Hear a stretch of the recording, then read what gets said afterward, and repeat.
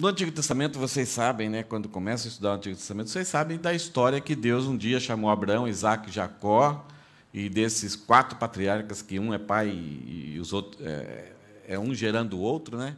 E de Jacó Deus fez 12 filhos, 12 tribos, se tornou uma nação quando eles possuíram a terra prometida, e aí Deus deu a lei para eles.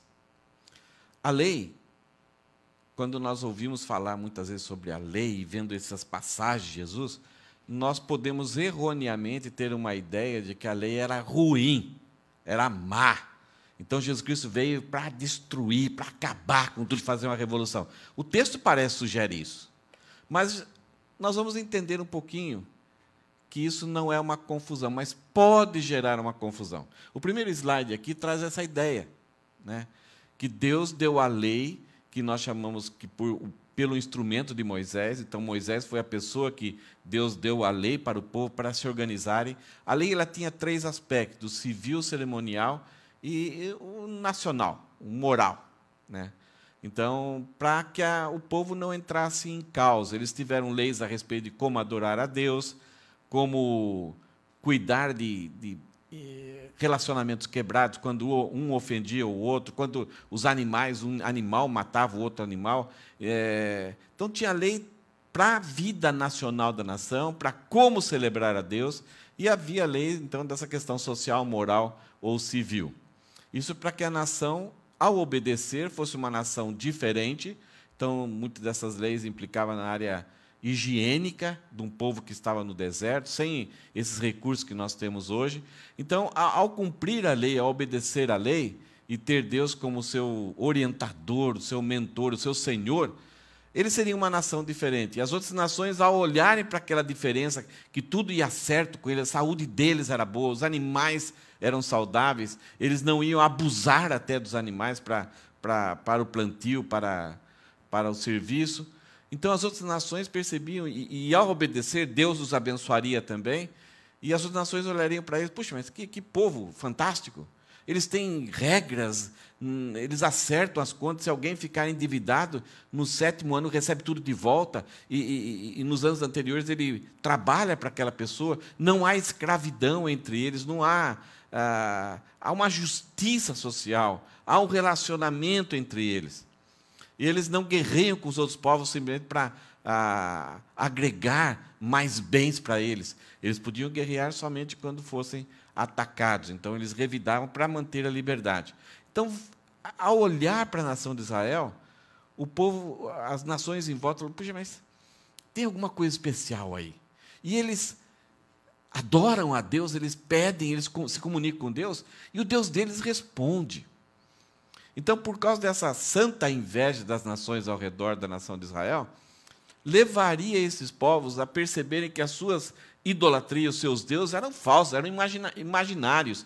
E esses deuses tinham um conceito que era inventado pelo próprio ser humano, mais invejoso, mais caprichoso do que esse Deus santo, justo e bom que a nação de Israel tinha. Então, a lei era boa, mas o coração do povo não era. Então, constantemente, todas as gerações se afastavam de Deus. E o que eles deveriam fazer de provocar inveja nas outras nações, para que as nações voltassem para Deus e conhecessem a verdade e desfrutassem da graça e do perdão de Deus, acontecia o contrário. A nação de Israel, o povo de Israel, invejava as outras nações, a liberdade, a farra que eles faziam, e se tornava igual a eles. Então Deus os disciplinava, trazia de volta, uma geração voltava-se para Deus, passava-se 1 ou 2 gerações novamente. Em toda a história da nação de Israel, sempre teve um grupo de pessoas que mantinham a fé, a obediência, o temor, a alegria de servir o Senhor, e desfrutavam da misericórdia e da graça de Deus. Entendiam o objetivo da lei. Não entendiam a lei como algo opressor, algo que privava eles de alguma coisa boa.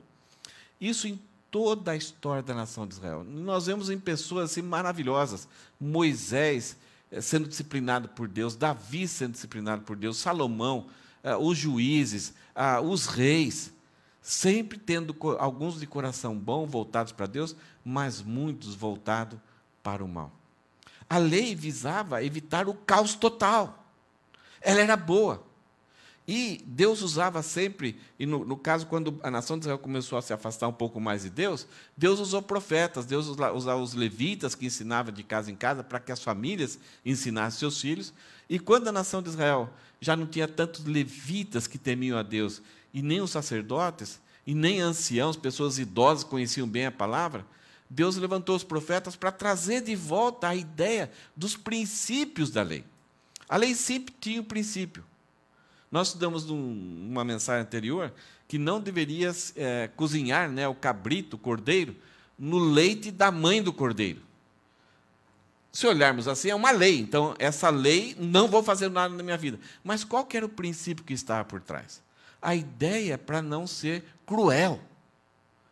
Para você não ser cruel com os animais. Como você vai cozinhar um cordeiro no leite que ele mamou, que deu crescimento para ele, originário da própria mãe dele? Isso é crueldade. Então, Deus queria comunicar, através de uma regra, um princípio eterno, para nós não sermos cruéis entre o ser humano com o ser humano e entre até os animais. Isso é vontade de Deus. Deus é vida. E Ele não quer que o nosso coração seja cruel, que tenha misericórdia, que tenha aquela paciência, aquele amor devotado à vida. Porque os outros povos, quando entram no afastamento de Deus, o homem, quando se afasta de Deus, se torna cruel. A vida já não é mais nada. E nós temos relatos de povos que, quando conquistavam outros povos, os soldados rasgavam o ventre das mulheres grávidas, tiravam o bebê e colocavam um gato lá para ver se ia nascer. E riam com isso. De tanta crueldade. Isso não pertence ao objetivo que Deus queria ao criar o ser humano. Mas quando o ser humano se afasta tanto de Deus, é isso que caminha. Então, as leis visavam trazer o povo de Israel àquela origem dos propósitos de Deus para o ser humano. Mas lá no coração da nação de Israel, do povo de Israel, tem o pecado, como no meu coração e no seu coração. E se Deus não cuidar através da sua palavra, se eu não der atenção à sua palavra, eu me encaminho para esse estado, para essa situação de crueldade. Então, a lei tinha esse propósito. A nação de Israel, então, vai desobedecendo. O Júlio falou aqui no começo aqui, que eles foram para a Babilônia e pagaram um preço muito caro durante 70 anos. E lá na Babilônia, através de Ezequiel, de Jeremias, de Ageu, de Zacarias, que estiveram nessa fase, eles abandonaram aquela idolatria oficial de adorar outra religião, outros deuses, outras imagens. Eles abandonaram. E eles voltaram, 1/3, só os pobres voltaram e reconstruíram o templo. E a partir desse momento, então, através de Esdras, surgiu a ideia de eles criarem lugares em toda a nação de Israel para ensinarem a palavra de Deus. Para explicar a palavra de Deus, para que as famílias se tornassem fortes. E aí, juntamente com Esdras, os levitas sacerdotes, eles se especializaram em estudar. E aí surgiu homens inteligentes, homens sábios, que se dedicavam ao estudo e queriam, então, prevenir a nação de Israel para cometer algum pecado. E aí eles se tornaram tão afundados nas Escrituras que começaram a esmiuçar. E aí eles expandiram, foram além do princípio bíblico e criaram, em média, 365 regras para cada mandamento daqueles escritos de Moisés. Então, o que aconteceu? Olha só o que aconteceu. A lei foi expandida, esmiuçada, explicada, e ela acabou, através das tradições ensinadas por esses peritos, cobrindo o princípio da lei. E isso daqui, isso que cobriu, até a imagem podia ser um pouco mais escura, mais laranjada, foram chamadas de tradições dos anciãos. Não estava escrito em nenhum lugar, mas eles passavam de boca em boca, de geração em geração. Então, toda criança, todo cidadão judeu aprendia todas essas regrinhas. E o que acabou acontecendo foi que a ideia de que o mal não está no coração. Nós vencemos o mal através de atos religiosos, ações religiosas, rituais religiosos. Então, isso nos purifica, nos absolve diante de Deus. Então, Deus se agrada dos gestos que eu faço, de fazer isso, fazer aquilo. E aí os profetas começam a trabalhar com isso no Antigo Testamento. O livro de Malaquias já deu uma bordoada na nação de Israel a respeito disso, que o povo começou a entender que o relacionamento com Deus era somente uma coreografia, somente gestos e caretas e roupas e ações externas. E é isso que o texto de hoje vai falar. Porque depois, isso tudo aqui começou a acontecer, essa cobertura sobre a lei, que depois se tornou as tradições dos anciãos, isso daqui começou a acontecer quase no 5º século antes de Jesus, quase 400, 500 anos antes de Jesus. Agora, o que você acha de um povo que é unido agora, que incessantemente, desde criancinha, ouve que se deve fazer isso? Isso se torna o que nós chamamos de cultura.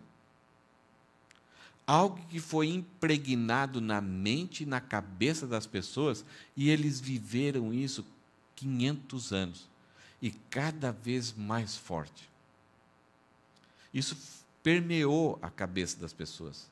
Eles pensavam dessa forma, e não conseguiam enxergar o princípio da lei.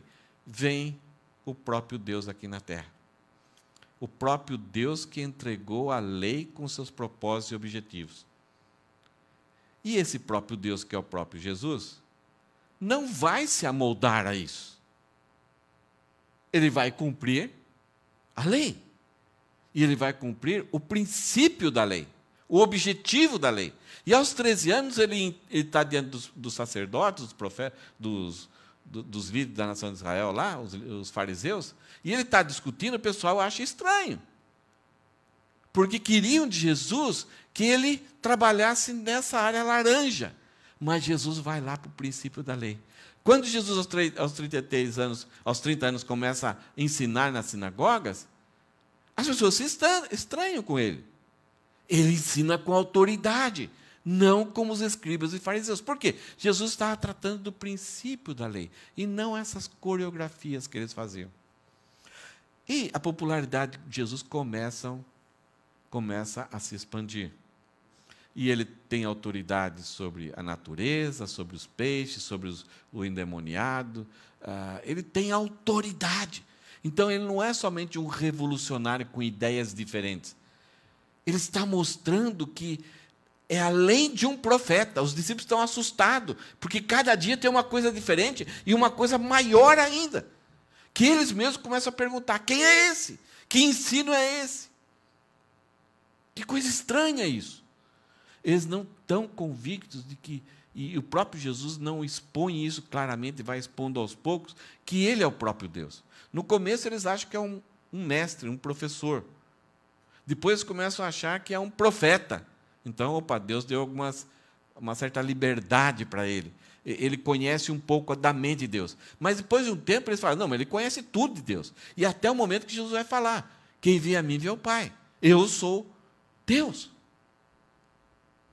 E aí, por causa desse movimento, e esses 2 números de estudo nós falamos que Jesus Cristo reuniu uma multidão que pode chegar a 15 mil pessoas, e ele alimenta essas pessoas.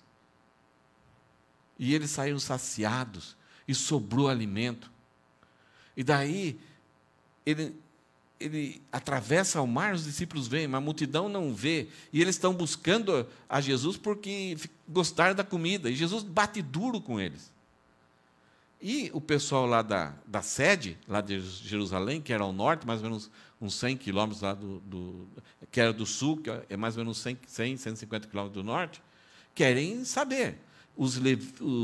os fariseus lá, os mestres lá do norte, que eram mais simples, porque estavam muito longe de Jerusalém, da sede, onde estavam os crânios lá da liderança judaica, os pessoal lá tentava perguntar alguma coisa para Jesus, alguma coisa assim, e ficaram confusos, não estavam conseguindo deter essa expansão de Jesus. Então subiu alguns lá para saber o que estava acontecendo. E é isso que acontece nesse texto hoje. Essa ideia de legalismo e tradição, próximo, como nós falamos, se desenvolveu mais a partir do V século pelo surgimento desses peritos legais. Eles se especializaram. Então, houve professores, houve os mestres, e tem dois mestres mais importantes, chamados Shammai e Hillel. Então, já tinha umas diferenças de ideias, e eles faziam discípulos. Eles ensinavam, e sentavam, e discutiam, viam cada problema, e davam as regrinhas e regrinhas. E o que esses homens queriam é que os princípios fossem esmiuçados até dar lugar a milhares de pequenas regras e regulamentações para a vida. Quando você for no banheiro, você saiu do banheiro, você lava a mão. E depois você vai fazer uma oração chamada Shefar. E essa oração você vai agradecer a Deus por ter orifícios no seu corpo, porque se não tivesse os orifícios, imagine o que aconteceria. Se quiserem, eu trago essa oração. O cara tem que memorizar essa oração. Então, depois de ir no banheiro, lavava as mãos e fazia essa oração para Deus, rezava essa oração. Agora, a ideia de lavar as mãos nós fazemos também, não fazemos? Nós temos hábitos de higiene, mas aqui era muito mais do que higiene. Era a ideia que se você não lavasse as suas mãos, e eu vou mostrar aqui como que eles faziam isso, alguns demônios poderiam te atacar. E a destruição e a pobreza poderia acontecer com você, porque você estava impuro diante de Deus. Percebe? De uma coisa que é higiênica, passou a ser uma coisa espiritual. Então, aquilo que era exterior contaminava o seu espírito. E aí Deus tinha nojo de você. O nome, como nós falamos, para essas regrinhas, essas milhares de regras, era chamada lei oral ou tradição dos anciões. Você vai na Bíblia, você vai de vez em quando encontrar isso. Você fala, o que é isso? Aí, algumas vezes, nós confundimos essa tradição dos anciãos como se fosse a lei mosaica. E várias vezes Jesus Cristo fala assim, ouviste o que foi dito, eu, porém, vos digo. Algumas vezes, Jesus está se referindo a Moisés, mas outras vezes, Jesus está se referindo a isso. Ele fala, vocês ouviram, e era lei só oral, não tinha nada por escrito. Eles comunicavam de geração em geração, e cada mestre acrescentava uma coisa maior ainda, mais detalhes. Jesus Cristo fala, ouviste o que foi dito, eu, porém, vos digo. Em verdade vos digo. Então, Jesus está quebrando. E aí, no segundo século, quase 200 anos antes de Cristo, os judeus, não cristãos, os judeus continuaram sendo judeus, eles colocaram essas regras por escrito. E aí, quanto mais se passou os anos, que veio a época da imprensa, mais os judeus usavam, então, os livros. Então, tem regras para tudo. A celebração da Páscoa, nós não conseguiremos um dia celebrar a Páscoa do jeito que os judeus celebram. Porque tantos detalhes, mínimos detalhes, que a gente tinha que estudar uns 10 anos para a gente não errar nada. Porque eles se tornaram, então, profissionais nessa cerimônia. Não era de qualquer jeito. É mais difícil do que pilotar um avião, do que você estudar para ser piloto e pilotar. Por causa dos mínimos detalhes. Você tem uma ideia de um resumo. E hoje, essas regras estão no YouTube, eles dão orientação, eles mostram visualmente para você aprender, para os judeus aprenderem. Então, a coisa continuou até os nossos dias. O que nós vamos encontrar no texto é o que é chamado de lavagem das mãos. É uma coisa que nós fazemos. Os brasileiros eles ficam assustados aqui, que você vai no banheiro. O Japão tem uma ideia de higiene muito legal. toalete, né, o toileto, ele é separado do banheiro, né, do chuveiro. E tem, muitas vezes, uma pia até fora. E tem a pia ali dentro do toileto, que é a própria caçambinha ali como que chama? Aquela caixinha d'água ali, tem um nome para isso. Né? Hã? É o vaso sanitário, mas em cima, aquela que tem água ali, o pessoal do Brasil, quando você fala que tem ali uma piazinha ali para você lavar a mão ali, os caras, que ideia brilhante! Então, o Japão tem uma ideia de higiene, de você deixar o sapato fora de casa, tal. Mas tem pessoas no Brasil, em qualquer outro país, que eles deixam o sapato fora de casa. Por quê? Para não contaminar espiritualmente a sua casa, porque você esteja fora. Então você traz as más energias, né, coisas ruins. Então, a pessoa pega uma coisa que é higiênica, é uma coisa, uma orientação boa, que é um negócio legal, e transforma em algo espiritual, como se aquilo afetasse o seu espírito. Então, higiene não é ruim. Nós devemos ser o mais possível de higiene. Tem pessoas que são fissuradas em higiene. Eu conheci um casal que ela teve uma infecção estomacal uma vez, então agora, bem antes já, faz mais uns 20 anos, a gente saía com eles, ia no restaurante, ela tinha um vasinho, um vidrinho de álcool, e todo o prato, todo o talher, ela limpava ali. Ok, se você quiser fazer, é uma coisa boa, porque não dá para confiar. Uma vez fui almoçar aqui no Japão com alguém, e eu fui pegando aqueles rachis que não se joga fora, não é descartável, não é de madeira. São bonitos. E a pessoa, não pega isso aí, não. Usa esse de madeira aqui. Eu falei, por quê? Madeira é tão feinho, tão pobrezinho, que é mais luxuoso. Não, isso aqui é lavado, isso aqui não. Ah, legal, entendi. Ok, captei a ideia. Hoje, eu prefiro de madeira quando vou. Mas é uma ideia legal, porque tem restaurante que capricha, tem outros que não capricham. E olha só, essa questão da lavagem das mãos aqui não é somente algo higiênico, é algo que se tornou um ritual e tinha um conceito espiritual.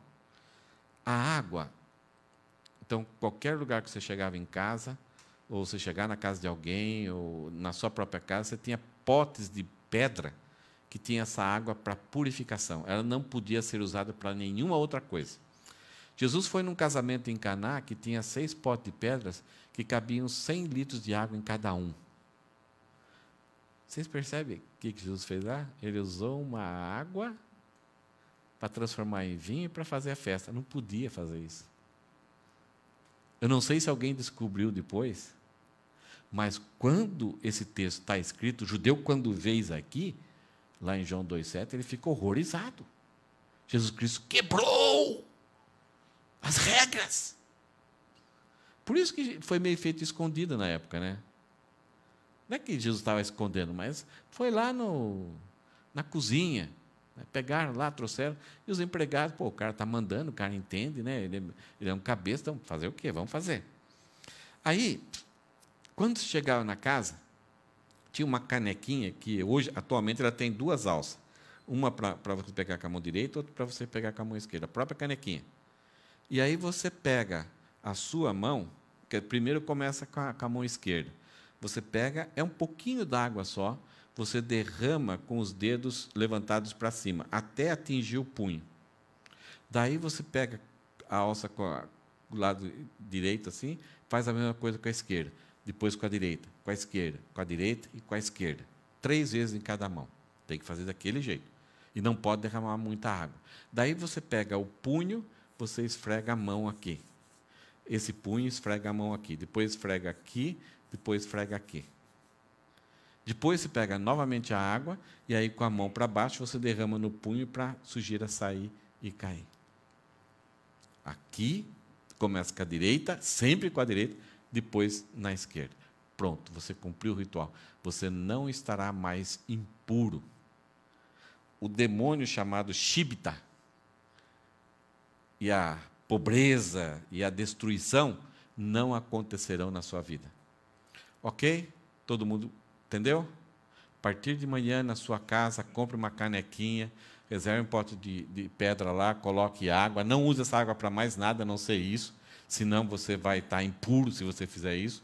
E todo dia que chegar na sua casa, você faz. Então, se lembra? Mão para cima, dedos para cima, até o punho, depois lavar aqui. Faziam. Todo mundo fazia isso. O que acontecia? Jesus não fazia. Ele lavava a mão normal, chegava lá, jogava água, brincava com os discípulos lá. Jesus era, não vou falar palhaço, mas ele era divertido. Ele gostava de brincar, ele era alegre.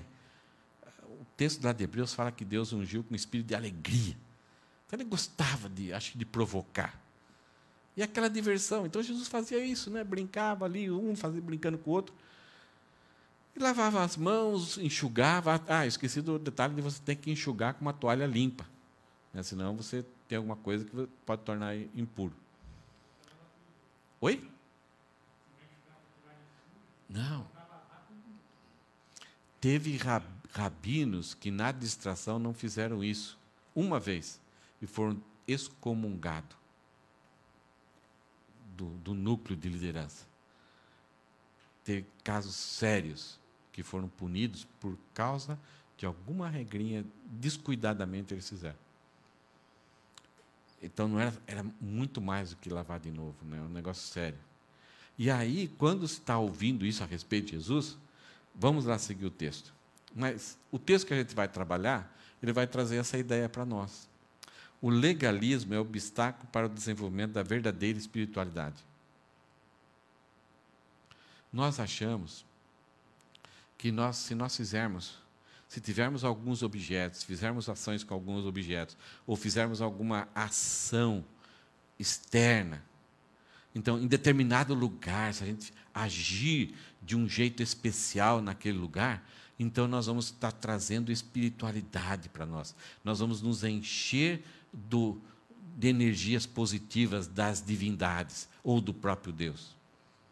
Então, nós achamos que podemos viver uma vida totalmente... Mas, quando chegamos em determinado lugar, assim... Então, quando entramos na igreja... aqui é a igreja, né, tal, santidade, né?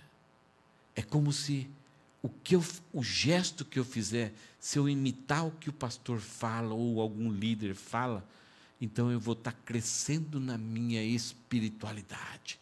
A minha pureza diante de Deus vai estar melhorando. Então, não importa o que eu faça lá fora, né? A gente tem a ideia de lá fora, né? Aqui dentro, é como se fossem lugares diferentes. Que Deus está aqui, mas lá fora Deus não está. E que aqui eu devo me comportar de um jeito, lá fora eu posso fazer o que eu bem entendo. Tem um vídeo no Brasil... Faz tempo, mas alguns políticos foram receber o dinheiro num gabinete e eles fizeram uma oração. Esse dinheiro é de corrupção. Percebe que até a oração se tornou um ritual. É como se eu fizesse aquela oração, repetisse aquelas palavras do começo ao fim, então eu estou puro diante de Deus. Estou justificado diante de Deus por algo que externamente eu fiz. Eu creio que todos vocês compreendem isso, mas a guerra, a batalha de Jesus foi muito grande. O que é essa espiritualidade baseada em tradições, em rituais? Em primeiro lugar, nós vamos ver aqui nesse texto que ela é uma espiritualidade perseguidora, porque ela faz com que a gente vá para cima de outras pessoas. Porque ele não é igual a mim. Eu sou espiritual, eu guardo. Mas ela não. Então, nos textos antes que nós estudamos, Jesus Cristo falou várias vezes, eu quero misericórdia. Mas a espiritualidade de fachada, ela é uma espiritualidade perseguidora. Ela é implacável.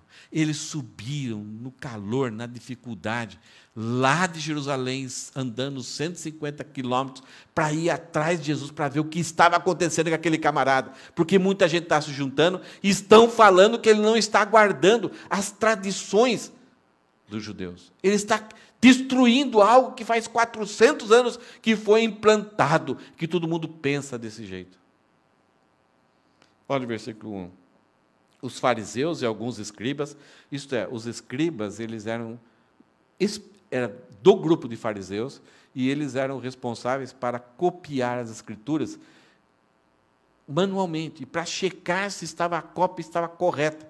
Então, ao fazer isso, eles tinham de memória a maioria dos textos bíblicos do Antigo Testamento. Eles conheciam de memória. Então, não somente os fariseus, que eram parecidos com a nossa teologia cristã, no começo foi muito bom, Esdras foi um fariseu, mas ao longo do tempo eles se tornaram peritos. E agora eles que julgavam, eles que avaliavam, porque eles conheciam todos os meandros, todas essas regrinhas, não somente a lei mosaica, mas principalmente os comentários, as tradições, as regrinhas e como elas se aplicavam.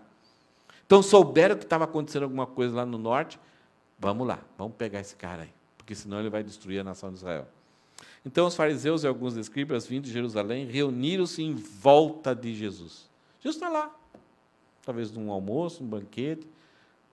Estão lá, reuniram. Então, os caras fizeram um cerco, uma pressão, imagine, você lá está querendo ensinar um grupinho assim, daqui a pouco chega um monte de teólogos.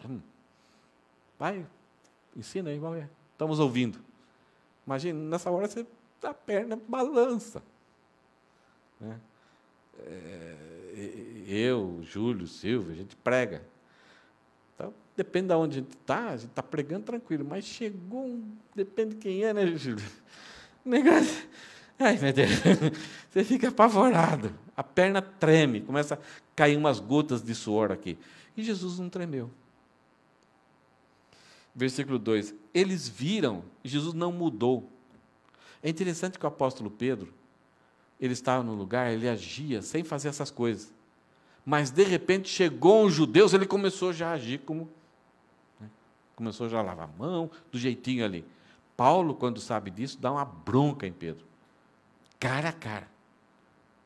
E aqui, eles viram, então Jesus não mudou, os discípulos nem prestaram atenção no que estava acontecendo.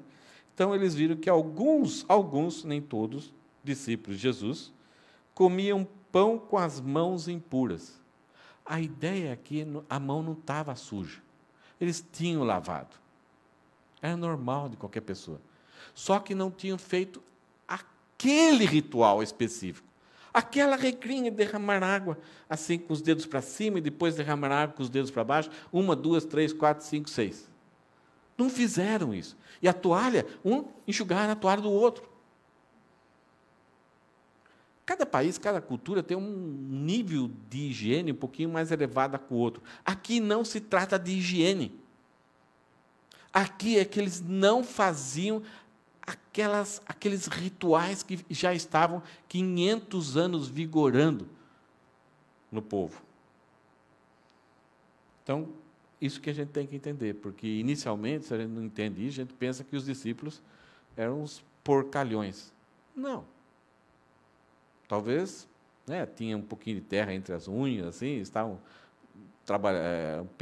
pescadores, tal, talvez a mão tudo calejada, meio manchada, mas eles tinham o mínimo de higiene. Essa espiritualidade, além de ser perseguidora, ela é uma espiritualidade coreográfica. As pessoas, desde criança, aprendem a como fazer isso, fazer aquilo, fazer aquilo, fazer aquilo. Eu fui coroinha, vocês conhecem o termo, em inglês é altar boy, né? Bonito. Antes de me converter, claro. E eu era o cara que, na hora que se levantava para fazer a oração, para transformar aquele pedacinho de pão no corpo de Cristo, então eu tocava, era um negocinho com 4 sininhos, tocava ali, tinha que ser na hora exata. Então, eu fui treinado, eu fui ensinado. E aí, o que Marcos faz? Marcos está escrevendo para pessoas que não eram judaicas.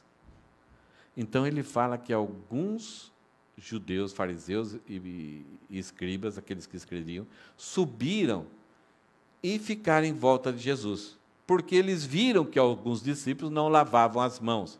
Então, aí Marcos vai escrever um texto, como ele está escrevendo as memórias de Pedro, ele está escrevendo esse texto para evangelizar principalmente escravos, Marcos explica aqui, olha o que ele fala, porque os fariseus e todos os judeus, observando a tradição dos anciões, não a lei mosaica, não comem sem lavar cuidadosamente as mãos. Quando volta da praça, não comem sem se lavar. E há muitas outras coisas que receberam para observar, como a lavagem de copos, jarros e vasos de metal e camas. Eu acho que eu vou publicar essa semana algumas dessas regras. Se o copo fosse fundo, então ele podia ser considerado imundo. Tinha a questão da cama, tinha a questão da chave, se era de madeira ou de metal. Então, eram tanta coisa que era facilmente você cometer um erro. E se alguém conhecia, ia se escandalizar, ia denunciar você, então você ia ter que comparecer diante das autoridades e ali se arrepender, e chorar, e mandar sacrificar, e pagar uma multa. Era humilhante.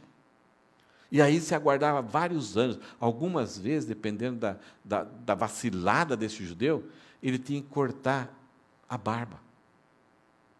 A coisa mais preciosa para os judeus é a barba. Então, se ela vai crescendo. Se você não tem nenhuma pisada na bola, ela vai crescendo. Você pisou na bola, você raspa.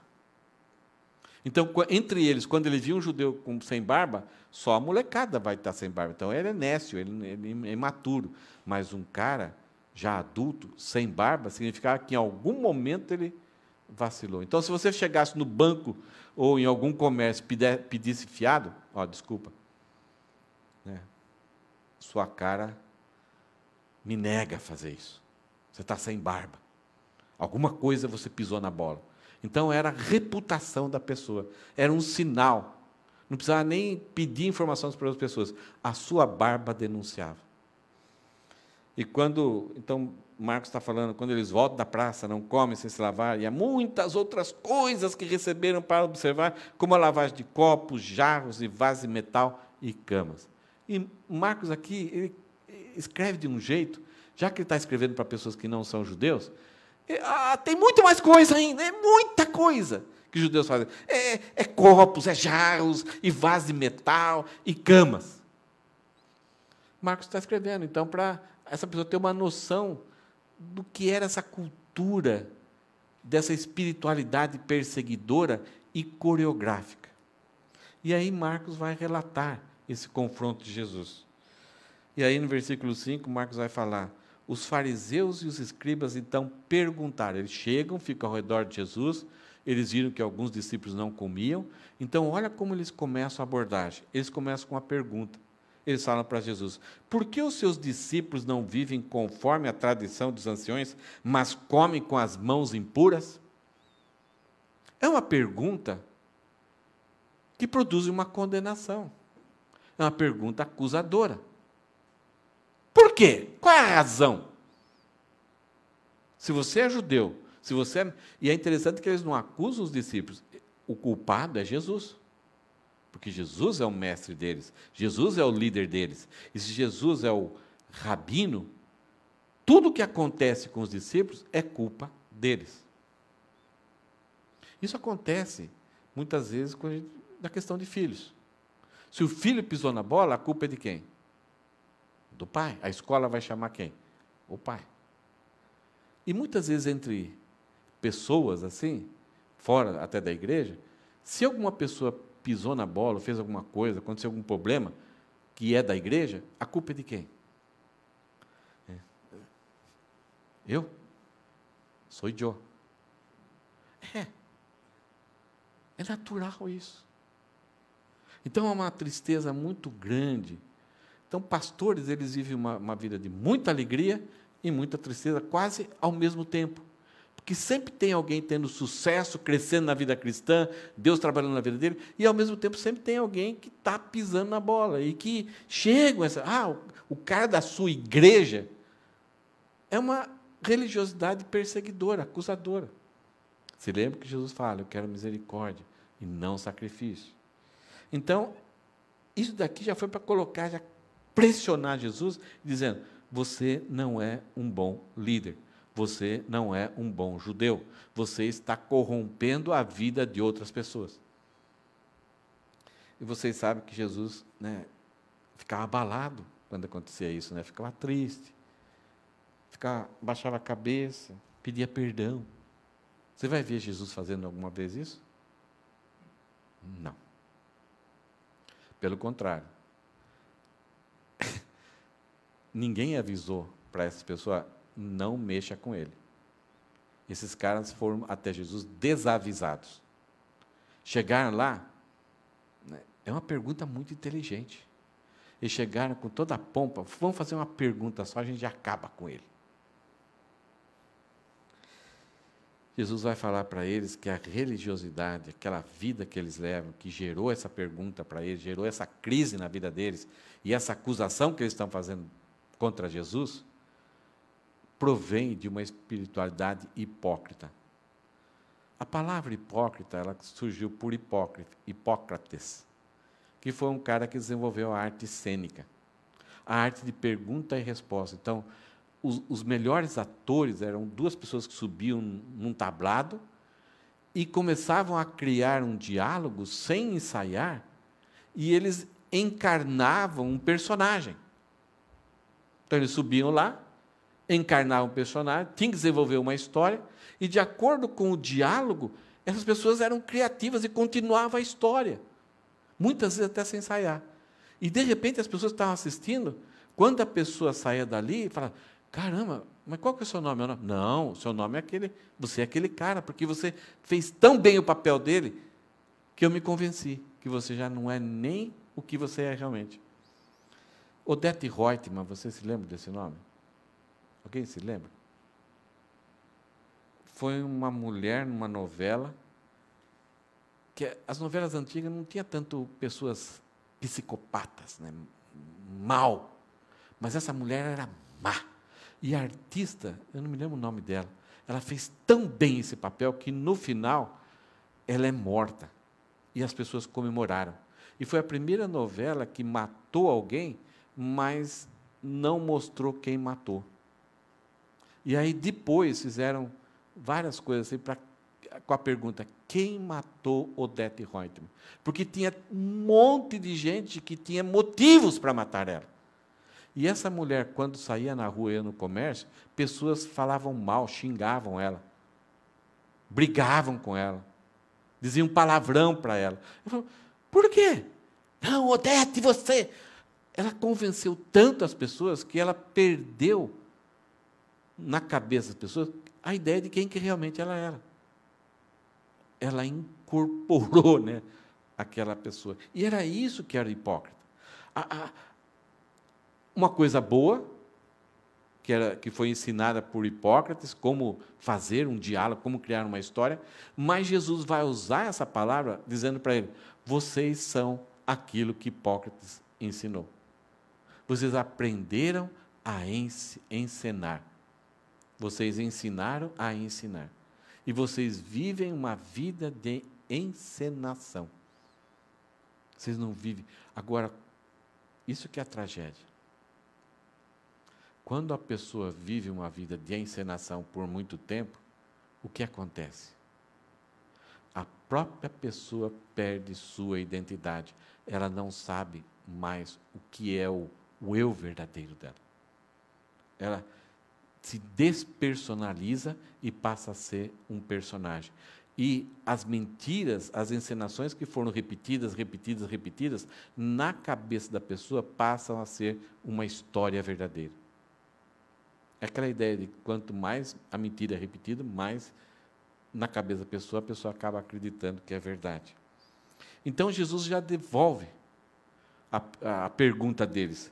Jesus respondeu, bem profetizou Isaías a respeito de vocês, hein? Ó, hipócritas, como está escrito lá em Isaías, esse povo me honra com os lábios. Espera aí, Jesus está dando uma indireta aqui, que ele é que deveria receber o louvor. Então, como Jesus pode usar esse texto nessa situação? Ele pode usar, porque talvez ele está falando que Isaías está falando a respeito de Deus e a nação de Israel. Mas Jesus usa esse texto também para dar a ideia de que é Ele que recebe o louvor do ser humano, o serviço do ser humano, a adoração do ser humano. E ele cita Isaías: esse povo me honra com os lábios, mas o seu coração está longe de mim. Jesus já levanta o cerne da questão. Jesus já faz um diagnóstico e entrega o resultado para eles. O problema não é encenação, o problema está no coração. O problema não está no externo das nossas vidas, o problema está no interno, no interior do nosso coração. Esse povo me honra com os lábios, muito bonito. Lá em um dos livros dos profetas, Deus, acho que é Miqueias, Amós ou Miqueias, não me lembro agora. O profeta fala assim, que Deus fala o seguinte: eu estou cansado das suas festas solenes. Isto é aquela festa que é tudo certinho. E do retumbar dos seus tambores. Então, tanto aquela festa pomposa, coreográfica, tudo certinho, como as festas alegres, soltas. Deus falou assim: eu estou cansado disso. Eu espero que alguém se levante e feche a porta do templo de Jerusalém, para que eu não possa sofrer os vossos cultos. Que assustador. Deus dizendo que tudo aquilo que era bonito, bem feito, ensaiado há muito tempo, executado assim nos milindres, Deus falava que aquilo trazia sofrimento para ele. Porque é isso que Jesus está falando. Esse povo me honra com os lábios, mas o seu coração está longe. Não está apegado. Não tem sinceridade. Não tem amor, não tem alegria, não tem humildade, não tem contrição. Fazem para perecer. Versículo 7, Jesus continua citando Isaías: e em vão me adoram, ensinando doutrinas que são preceitos humanos. Se lembra? Porque eles eram mestres da lei, mas eles estavam mais preocupados para ensinar aquela parte laranja. Jesus não está contra Moisés, contra a lei. Ele está contra esses preceitos humanos, essas regrinhas que um dia, muitas vezes, foi alguma coisa boa que alguém fez, mas aí se torna a regra. Por que a gente tem que pregar com esse negócio aqui na frente? Por que de repente nós não podemos sentar no chão para adorar a Deus? Por que a gente precisa? Percebe? São coisas boas, mas que de repente, por um processo, a gente fala: não pode tirar. Tem igrejas que criança não pode vir nesse tablado. Já conhece alguma? Que aqui é santo, é sagrado.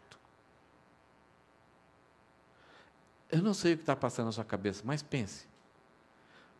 Se tudo aquilo que você valoriza, do que é uma igreja, do que é uma reunião, do que é um louvor, do que é uma adoração, está referente à Bíblia, ou se foi criado por alguém, e aí naquele momento deu certo, e aí o pessoal, opa, deu certo, então é certo, vamos repetir. E aí se torna uma coisa pragmática, porque a gente vai fazer, porque a gente espera um resultado. Deu resultado? Vamos fazer. E em vão me adora, ensinando doutrinas que são preceitos humanos. Esse texto está lá em Isaías 15, versículo 8. E ao fazer isso, Jesus Cristo fala assim: ao vocês em vão me adoram, ensinando doutrinas que são preceitos humanos, regras humanas, essas multidões de regras, vocês fazendo isso, vocês rejeitam o mandamento de Deus, vocês guardam a tradição humana. Essa é uma tendência, por isso que nós temos que estar alerta sempre. Nós temos a inclinação de imitação. Isso é uma disposição muito forte no nosso coração. É muito mais fácil imitar coreografias religiosas. E aí a gente se sente bem. A gente se convence de que eu estou ok com Deus. Eu fiz isso de errado. Mas também domingo eu fui na igreja, fiz isso, fiz aquilo. Eu também orei de manhã. Deus falou assim: esse povo aqui honrava a Deus. Deus de Abraão, de Isaque e de Jacó. Deus falou assim: O coração estava longe. Como que uma pessoa pode dizer Deus de Abraão e de Isaac e Jacó, aquelas orações grandes, e o coração está longe? É fácil. É só olhar para a minha vida, é quase o dia todo. É fácil aprender uma liturgia, uma coreografia. Jesus Cristo fala também que essa espiritualidade externa, perseguidora, é uma espiritualidade do jeitinho. E usar um exemplo aqui. E aí Jesus continuou. Olha, eles fizeram só uma pergunta. Olha a quantidade de resposta que Jesus está dando para eles. E disse-lhes ainda, vocês sempre encontram uma maneira de rejeitar o mandamento de Deus para guardarem a própria tradição. Olha só. Depois de um tempo de tantas regrinhas, essas regrinhas, em algum momento, ela entrava em contradição, ela entrava em choque com algum princípio, mas aí tinha uma explicação, tinha um jeitinho.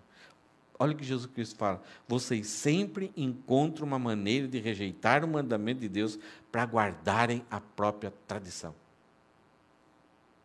Olha o que ele vai dizer, vai citar esse exemplo.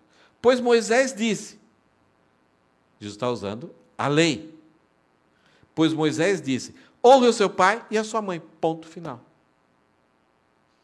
E ainda Jesus acrescentou, quem maldisser, quem prejudicar, quem desonrar o seu pai ou a sua mãe será punido de morte.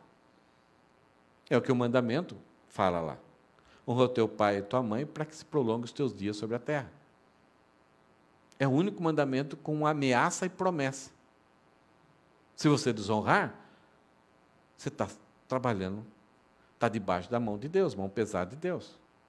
Os seus dias na terra não vão se prolongar. Ou em matéria de qualidade, ou em matéria de existência. Agora, se você honrar o seu pai e sua mãe, está debaixo da graça, da alegria de Deus. Como eu vou honrar a Deus se eu não honro o meu pai? E isso daqui é durante a infância, adolescência, juventude e até depois de casar. Tem maneiras diferentes de honrar pai e mãe até depois de casar. Jesus cita um mandamento muito simples, o princípio de você honrar a autoridade. Honrar e cuidar daquele que gerou, daquele que deu vida para vocês.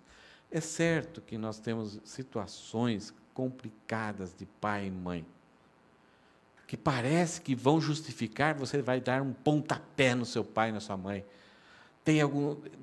Alguns filhos têm vontade de matar o pai e a mãe, mas nenhuma situação te dá o direito. Nenhuma. Não tem nenhuma. Talvez você vai ter que ficar um pouco afastado, mas mesmo afastado, você vai ser um agente de promover sempre a reconciliação. Você vai ser um agente de reduzir ao máximo o distanciamento, a intriga, a maldade. Agora, quando você está preocupado, você cuida, mesmo à distância, você está alegrando Deus. É um dos mandamentos que mais dignifica uma pessoa e mais traz a ira de Deus contra nós. Então, Jesus Cristo fala assim, olha, vocês encontram uma maneira, um jeitinho ali, não vou dizer brasileiro, tem jeitinho colombiano, boliviano, peruano também, mas vocês sempre encontram um jeitinho para burlar a lei de Deus, para trazer vantagem para vocês. A ideia dessa espiritualidade coreográfica é sempre trazer vantagem para mim. Eu estou quite, então Deus não pode reclamar de mais nada.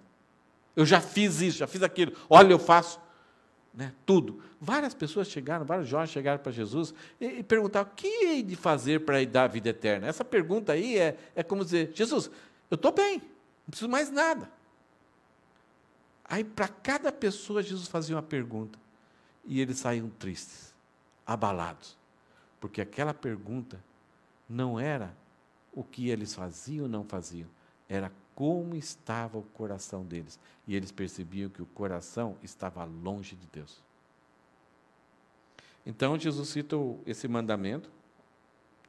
E aí Jesus continua a explicar, dizendo que essa espiritualidade deles, além de ser perseguidora, coreográfica, era espiritualidade de jeitinho, era uma espiritualidade sem compaixão.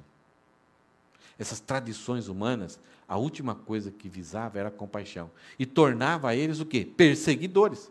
O perseguidor não tem compaixão. Ele não quer trazer a pessoa à restauração. Não quer redimir a pessoa. Então, uma espiritualidade perseguidora, coreográfica, ela nunca visa a restauração, a recuperação. Ela simplesmente está vigiando. Ela quer a destruição, porque ao destruir outros, eu evito os concorrentes, eu elimino os concorrentes.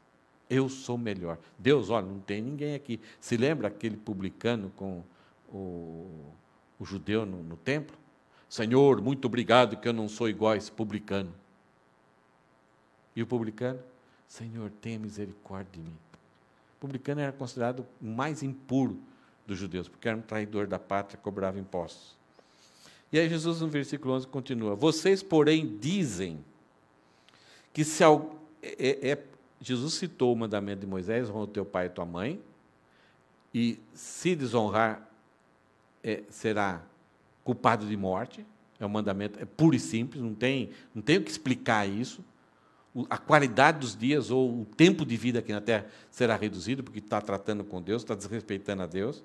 Então, Jesus está falando, vai explicar agora o jeitinho que eles faziam para burlar aquele mandamento. E se tem uma coisa que a gente está cansado de ver, está até desanimando muito nós como brasileiros, é como é a justiça no Brasil. Como se tem jeitinho. E isso nos maiores níveis da justiça. E a coisa está contaminando o mundo todo. E Jesus aqui, com os próprios judeus, a melhor religião, que receberam os profetas, a lei, a forma de cultuar, tinha os patriarcas, Jesus os acusa desse jeitinho. Olha o que Jesus Cristo fala. Vocês, porém, isto é, em vez de honrar pai e mãe, em vez de ensinar isso e deixar claro para as pessoas, honra a todo custo, não desonre, porque vocês estão debaixo de Deus, eles, então, ao não fazerem isso, eles também ensinam de outra forma. Eles dizem, vocês, porém, dizem que se alguém disser ao seu pai ou à sua mãe isso, a ajuda que você poderia receber de mim é corbã. Que negócio estranho. Esse texto aí, se a gente lê, entendi. Mas daí você fala, não entendi. A ideia aqui é que eles ensinavam que se algum dia o pai e a mãe tiveram uma necessidade, por causa de velhice, algum acidente, doença, ou não consegue mais trabalhar e está passando fome, então, naturalmente, os filhos são para isso. O primeiro lugar que o pai e a mãe vai pedir ajuda é para os filhos. Ou, muitas vezes, o filho recebia essa notícia. Então, a ideia aqui parece que o filho ia receber essa notícia e meu pai vai pedir dinheiro. Ele tem isso com os filhos, né? A gente sabe de alguma... lá, quando você recebe uma mensagem assim no WhatsApp, no e-mail, você fala, vou ler até depois, porque eu sei que ele está pedindo dinheiro. A ideia aqui é essa, é que o filho está sabendo que o pai está passando por alguma coisa, em vez dele até esperar que o pai e a mãe venham pedir ajuda, é ele que vai até lá. Parece que é isso. E aí, então, esse filho chega, a ajuda que você poderia receber de mim é corbã. Então, o filho já avisa. Você está esperando ajuda de mim? Está esperando que eu ajude? Mas eu não posso te ajudar.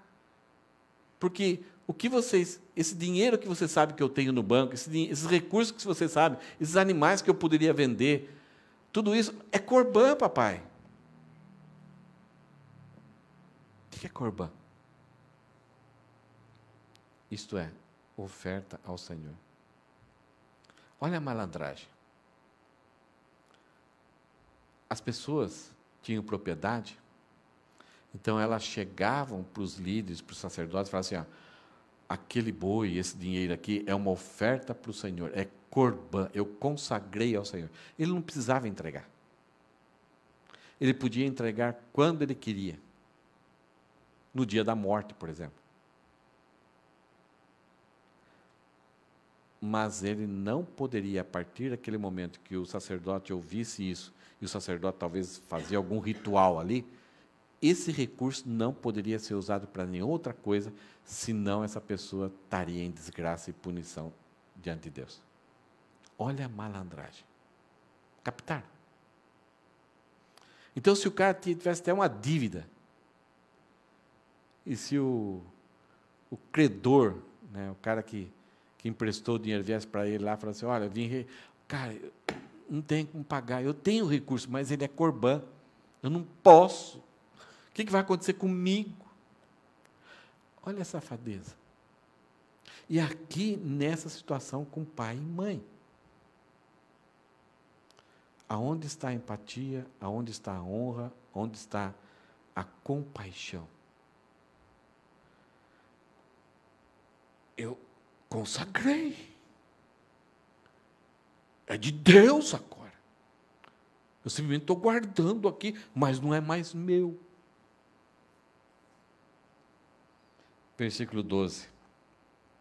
Então, Jesus está falando para os líderes, né, os fariseus. Então, vocês o dispensam. Isto é, o cara falou isso. Então, quando vai para julgamento, o pai chega, meu filho, eu estou passando doença aqui, meu filho não quer ajudar, ele está desrespeitando o mandamento de honrar pai e mãe. Aí o fariseu, o líder, o que julgava essas coisas, fala assim, ele não pode te ajudar, porque ele já consagrou a Deus. Então, versículo 12, então vocês os dispensam de fazer qualquer coisa em favor do seu pai e da sua mãe, invalidando a palavra de Deus por meio da tradição que vocês mesmos passam de pai para filho.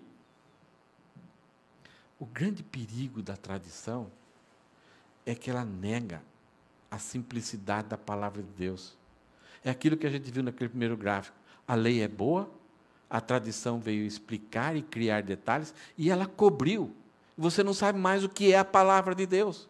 Você acha que a vontade de Deus é um monte de gestinho, um monte de liturgia, um monte de coisinhas. Isso é vontade de Deus. E aí, a coisa mais assustadora é que muitas das nossas igrejas, elas têm, algumas vezes, culto durante a semana, que é culto de doutrina. Já ouviram falar isso? O que é culto de doutrina? É regrinhas daquele tipo de igreja. Então, uma igreja tem um monte de regrinhas, outra igreja tem um monte de regrinhas, e eles chamam isso de doutrina. Doutrina não tem nada a ver com costumes.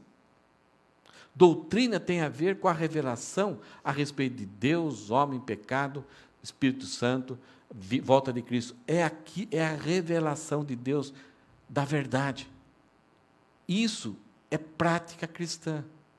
E o Novo Testamento, ele não tem regras, ele tem princípios que se aplicam a qualquer cultura, em qualquer lugar do mundo. É o que nós chamamos de ética. A ética vem do sentimento que você tem por Deus e da sua compaixão com as pessoas. Então, algumas vezes, em determinado país, nós não vamos fazer algumas coisas, porque nós não queremos que as pessoas se aborreçam ou se escandalizem. Aquilo que Paulo falou, eu me fiz de fraco com os fracos, me fiz de forte com os fortes. E eu deixo de fazer algumas coisas para que o fraco não se escandalize. Ele não podia fazer isso? Ele podia. Agora, a partir do momento que eu imponho que isso é a vida de um cristão, eu estou criando uma regrinha, um preceito, um regulamento. Então, em cada país, as igrejas têm uma certa liberdade, uma certa diferença. Talvez a gente fosse para uma igreja, talvez na África, a gente ficaria escandalizado. Os caras fazem isso aí não é cristão. E uma outra igreja que viesse aqui, fala, nossa, esses caras não fazem isso, não fazem aquilo, não fazem aquilo. Eu era tão imaturo na fé, que uma vez mudei de cidade para outra igreja, e eu cheguei naquela igreja, era bem parecida com a nossa. E eu achei, nossa, a igreja aqui é estranha, não tem jogral. Sabe o que é jogral? Jogar é quando crianças recebem uma folha, uma história, e cada um lê uma frase, todo mundo lê junto. Eu achava que aquilo era espiritualidade. Quanta infantilidade. E Jesus fala assim, versículo 11, vocês fazendo isso, vocês invalidam a palavra de Deus por meio da tradição que vocês mesmos passam de pai para filho. Então, é um ensino de pai para filho, desde criancinha. E aquilo se torna tradição, cultura, e a pessoa não consegue pensar de outro jeito. Fica encaixotado. E aí, os olhos ficam cegos para a verdade. O maior obstáculo que Jesus enfrentou foi essa cegueira produzida pelo legalismo de pai para filho por 500 anos. Ele falava a verdade e eles entendiam outras coisas, porque a mente estava embotada, a mente estava cega. Olha o perigo quando nós damos valores às tradições. Sempre fizemos assim, vamos sempre fazer assim. E Jesus, para terminar, e vocês fazem um monte de outras coisas. Jesus tem a hora que parece que ele perde a paciência, né? Terminou essa conversa, eu acho que os caras ficaram mais irados ainda, eu acho que eles não pensaram, porque aquilo estava, né? Eles falaram, esse cara é o inimigo nosso, a gente tem que acabar com ele. E começa uma disposição dessa liderança de Israel em dar um fim em Jesus. E a coisa vai crescendo cada vez mais. Jesus está num nível muito alto de popularidade, mas com esses encontros, Jesus agora começa a estar na lista negra da religiosidade de Israel, que foi dado por Deus a lei, mas eles encobriram.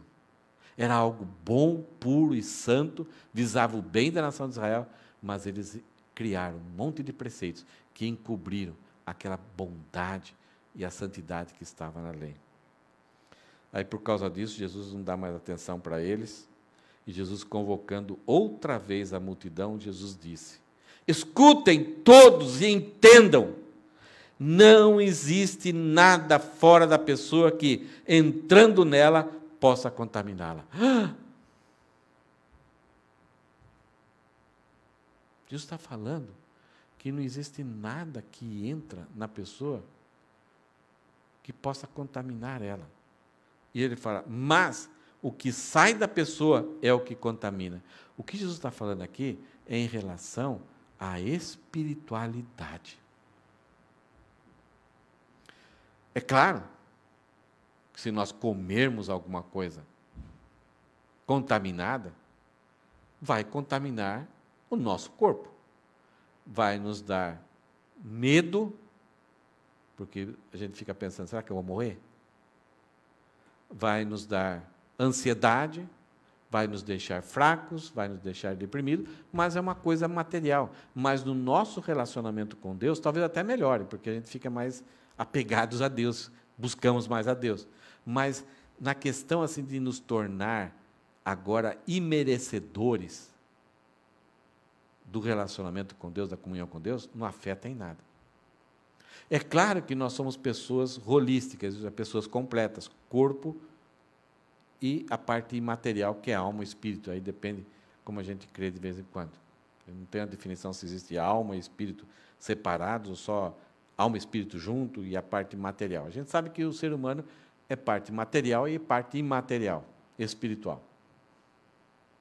É claro que nós temos vários mandamentos na Bíblia para termos cuidado com o nosso corpo. Para nós termos o maior zelo, porque através do corpo e da alma que está em nós, do Espírito que está em nós, Deus faz habitação com o seu Santo Espírito em nós. Nós devemos zelar, nós devemos ter cuidado. Quando a gente sabe que alguma coisa faz mal, e que pode produzir mal em matéria de comportamento, tipo ser controlado por bebida alcoólica, por vício, alguma coisa, nós não estamos sendo bons mordomos e administradores do nosso corpo. É claro que algumas vezes aquilo que nós fazemos com o nosso corpo, não é a partir do momento que nós fazemos que a gente tem um problema com Deus. Não, é a partir da onde brotou aquele desejo de fazer aquilo. Que vem da onde? Do coração sempre. Então, o maior problema nosso é dentro. E é aqui que Jesus fala, o que sai da pessoa é que contamina. Isso é. E no texto, chega na sua casa, lê o que continua. Jesus vai dar uma lista de 6 pecados, no plural, e 6 pecados no singular. Todos denotam a raiz no coração. O poder do pecado no nosso coração. É isso que contamina, é isso que nos torna impuros, indevidos diante de Deus. É isso que impede a comunhão com Deus. E isso não pode ser impedido simplesmente por derramar águas nas mãos. Ah, eu estou bem agora. Não conseguimos lavar o nosso coração, a não ser com o poder regenerador e purificador do Espírito Santo, diante de humildade, fé, contrição, arrependimento e relacionamento com Deus. Jesus fala, e convocando outra vez a multidão, Jesus disse: escutem todos e entendam, não existe nada fora da pessoa que, entrando nela, possa contaminá-la, mas o que sai da pessoa é o que contamina. E ele deu um aviso ainda: se alguém tem ouvidos para ouvir, ouça. Quando Jesus fala isso, ele fala 7 vezes em Apocalipse, isso daí também, ele fala, isso daqui é algo importante. Isso daqui pode tirar você de uma vida que você pensa que tem uma espiritualidade legal, mas que não vale nada diante de Deus. Deus tem nojo.